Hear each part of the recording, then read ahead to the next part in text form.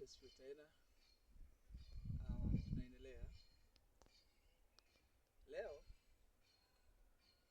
natamani nikueleze mbinu wanazotumia watumishi wa Mungu hasa wakubwa kumfanya huyu mtumishi mdogo mwenye nguvu ya Mungu anayechipukia kuporomoka. Inawezekana wewe ni mwinjilisti, ni mwimbaji, una nafasi yoyote kanisani. Lakini nataka nikueleze mbinu wanazozitumia. Unapokuwa unafanya huduma yako ikapata kibali, nguvu ya Mungu ikawa kubwa, watu wakawa wanamuona Mungu kupitia huduma unayoifanya, bila kujali dhehebu, bila kujali dini. Watawala mara nyingi waga hawapendi, hasa maaskofu, wachungaji, wengi waga hawapendi pale mtu anapoinuka na kuwa na nguvu zaidi yao, ushawishi mkubwa kuliko wao. Hebu fikiria, wewe ni mchungaji, kanainuka ka kijana kanisani kwako, kakianza kufundisha, kanafundisha watu wanapokea kuliko wewe. Aidha akiimba, watu wanapokea, watu wanaingia rohoni kuliko wewe, au kuliko wale ambao unapenda wao wanafanya vitu hivyo. Sasa kwa wewe mwinjilisti ambaye umewahi kuvunjwa moyo, umewahi kukatishwa tamaa, umewahi kukutana na wakati mgumu sana kupitia huduma unayoifanya, na hasa ndani ya kanisa husika. Hapa sitaji madhehebu, ni FPCT, ni MMPT, ni PAG. Hizi ni mbinu ambazo wachungaji wanazitumia au viongozi wa juu ndani ya kanisa. Mbinu ya kwanza, kukunyima kibali cha huduma. Kukunyima kibali cha huduma. Wengi ni mashahidi, mnajua. Mungu anapokupa huduma ile na watu wakaanza kuifuatilia na watu wakatamani kupokea sana mafundisho yako, Shetani anaingiza roho kwa wale wakubwa ambao ingetakiwa wakuruhusu na wafurahie kuona unamtumikia Mungu kwa viwango vya juu. Shetani anachokifanya waga anaingiza kitu ndani yao. Kwa nini? Kwa nini yeye? Kwa nini aitwe? Kwa nini akahudumu kule? Kwa nini akahubiri kule?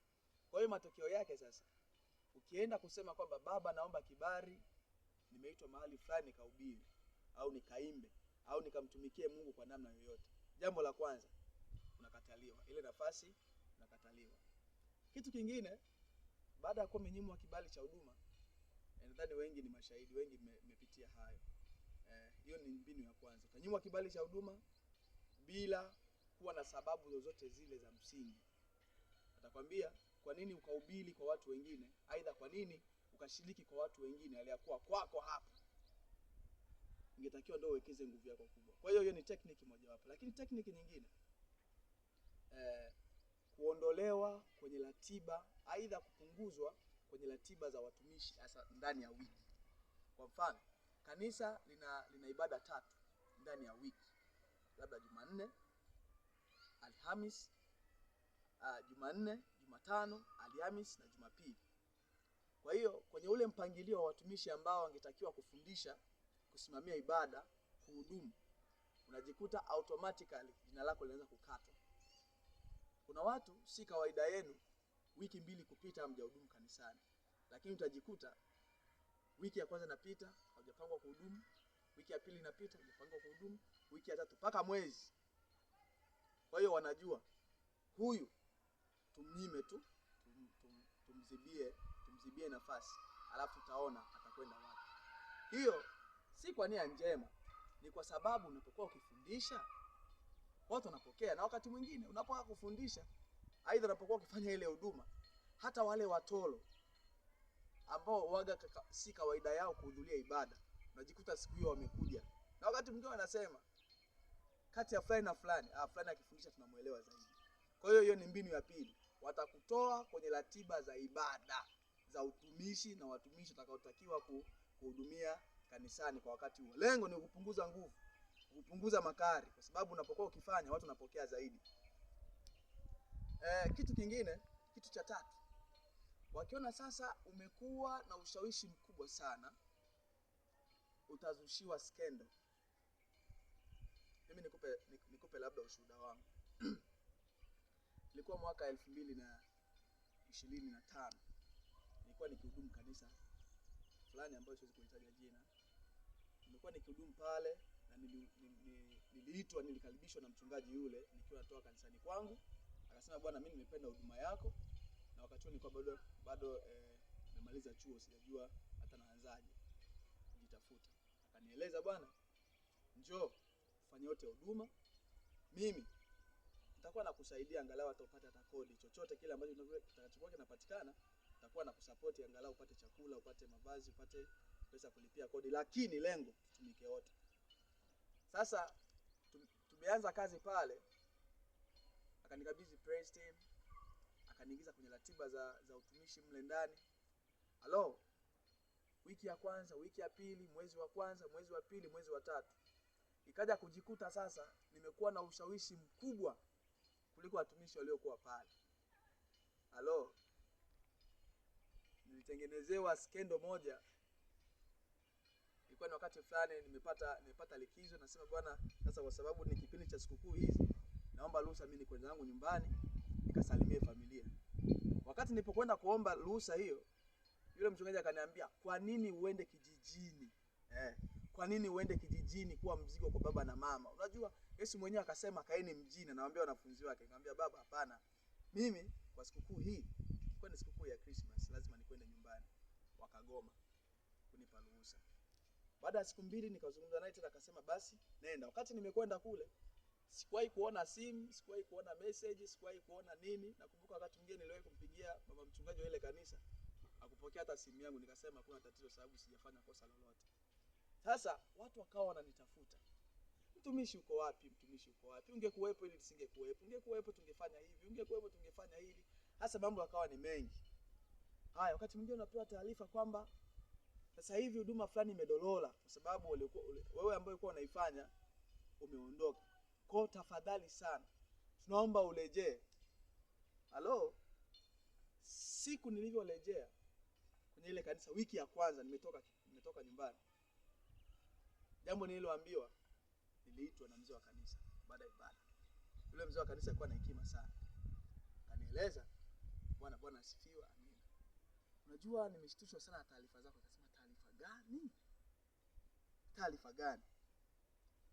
Akaniambia, bwana, wewe unataka kuiba waumini wapeleke kwenye huduma yako. Na hivi tunavyoongea, umevyokuja kanisani, tunajua kwamba mpango ulionao ni kuwatoa washirika wetu hapa wapeleke kwenye huduma ambayo wewe unakwenda kuianzisha.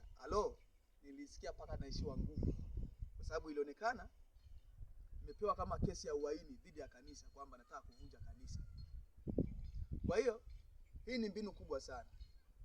Unapokuwa ni mtumishi wa Mungu, unatumika, unajitoa, unatoa muda wako wote kwa ajili ya mambo kadha wa kadha ya kimungu, na watu wakapokea, mapokezi yakawa ni makubwa. Lakini pia mbali na hayo, unajua watu wanapenda sana mambo ya miujiza, wanapenda sana mambo ya ishara. Mtu amekuja kanisani, ashangae pepo limemtoka mtu. Sasa ilikuwa ni zaidi. Kuna wakati mwingine nilikuwa niko kanisani, napigiwa simu, mtumishi wa Mungu fulani anaugua sana. Nilikuwa nikifika pale, zile pepo zinalipuka hata kabla ya maombi. Tunatoka nyumbani, tunampeleka kanisani, njiani pepo zinalipuka, namuingiza paka kanisani. Sasa hicho kitu kikawa ni kitu ambacho kinaonekana ni kama vile mimi nina nguvu sana kuliko mchungaji yule na wazee wa kanisa. Nilikuwa nikisema kuhubiri, kufundisha, mapokezi yalikuwa makubwa sana. Ndugu yangu, cha kwanza nilipigwa skendo hiyo kwamba nataka kuvunja kanisa, niwapeleke washirika. Niwapeleke washirika wapi? Sina kiwanja, sina nyumba, sijui hata makanisa, sijui chochote. Nikaambiwa nataka kuwaiba washirika. Kwa hiyo ni mbinu moja kubwa sana. Unapozidi sana, waga unafukuzwa kwa namna kama hiyo. Kwa hiyo ninafahamu kwamba yamkini wewe ambao umepata nafasi hii ni mwimbaji, unapitia vita fulani. Ni mwana maombi, unapitia vita fulani kwenye huduma unayoifanya. Ni mwinjilisti, unapitia vita fulani huko kanisani. Nataka nikueleze. Tunamiliki kwa kushindana vita. Tunainuka juu kwa kupigana vita. Vita tunakutana nazo mpaka makanisani. Ikiwa mtu atashindwa na vita hiyo, matokeo yake ni kuanguka na kurudi nyuma. Hivyo kuna watu wengi unaweza kuwashuhudia kwa makanisani, walianza vizuri na mpaka sasa hivi wako stagnant, hawaendelei tena, wamekuwa ni watu wa kawaida ndani ya kanisa. Ni kwa sababu walivyoanza kupanda, kuna mambo yaliinuka, aidha alinyimwa kibali, aidha alizushiwa jambo, aidha wakati mwingine aliondolewa kwenye ratiba za watumishi za hudumu za kuhudumu ndani ya wiki. Kwa hiyo nataka nikueleze hizi mbinu tatu, kama hujawahi kukutana nazo au hujawahi kufanyiwa au kutendewa kwenye huduma unayoifanya, kuwa tayari zinakuja. Ikiwa umesimama katika misingi ya haki na kweli na unamtumikia Mungu aliye hai, wakikukosa kwenye skendo ili udondoke, ili nguvu yako ile ife, ili huduma unayoifanya ikose ushawishi kwa watu, watakuzushia jambo ambalo litahakikisha kwamba aidha ni wewe, aidha ni mchungaji wa kanisa, aidha kuhani wa kanisa, ijulikane nani ambaye ni the best. Aidha wakunyime kabisa kibali cha kufanya huduma sehemu yoyote. Kila utakapokuwa ukienda, utakuwa unakwenda bila kibali. Lakini pia kitu kingine, utaondolewa kwenye ratiba za huduma, ndugu yangu.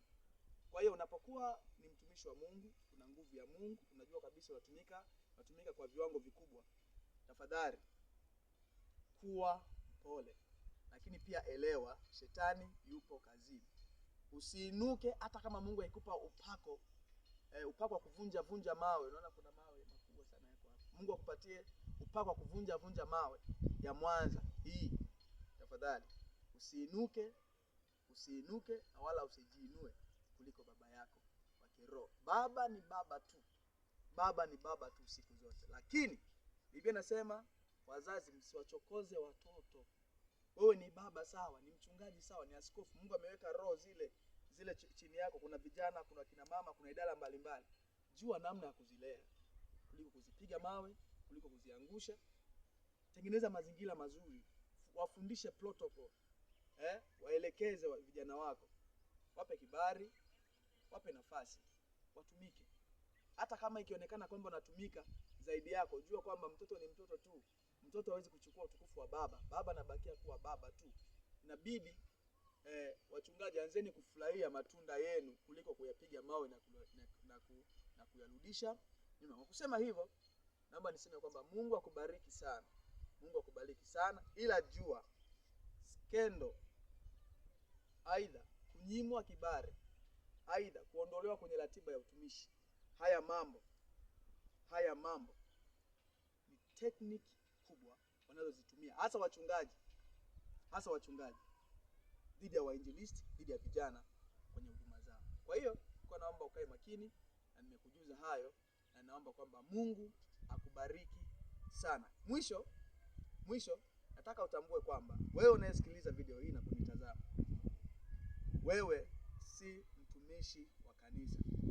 Wewe ni mtumishi wa Mungu. Unaweza sema una miaka mingi upo kanisani unatumika, kumbe ulikuwa unatumikia kanisa na wala umtumikii Mungu. Be very, very careful. Amen.